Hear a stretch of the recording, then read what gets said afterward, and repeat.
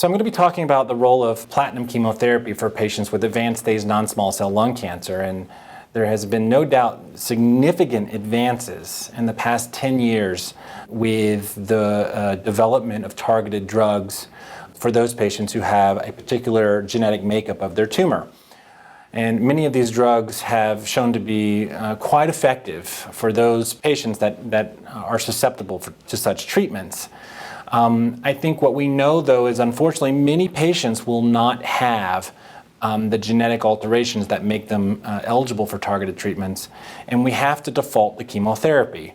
And I think default is a bit of a misnomer because platinum chemotherapy or platinum doublet chemotherapy remains a standard of care for patients with advanced stage lung cancer who don't harbor particular genetic alterations in their lung cancer, and that's okay. I think what we know about chemotherapy, platinum chemotherapy specifically, is that this type of approach improves survival for patients, and it also can have the potential to improve quality of life, as well as control symptoms as they relate to the lung cancer. So all three of those measures can be achieved with platinum chemotherapy. Now, chemotherapy comes in a variety of different shapes and sizes.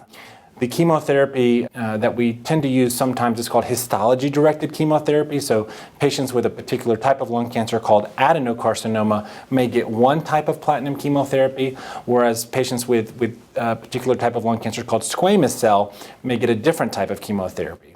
I just want to speak briefly about maintenance chemotherapy for adenocarcinoma patients. And this is the most common type of lung cancer we see. And again, for those patients that don't harbor genetic alterations that make them eligible for targeted drugs, we can offer a very effective chemotherapy that's also very tolerable and that can also be given as a maintenance strategy. And what I mean by that is that patients generally get 4 cycles of chemotherapy. And for those patients that at least achieve stable disease after their 4 cycles and are tolerating treatment, I think that we have good data now that we can continue one of the drugs, drop the platinum, and continue one of the drugs called pemetrexed and provide a survival advantage for those patients. There are certain maintenance strategies that are also being looked at in the squamous cell population, and there are studies ongoing for that. I think in some that the chemotherapies we have now work very well. They can extend life, they can improve quality of life, and they're well tolerated.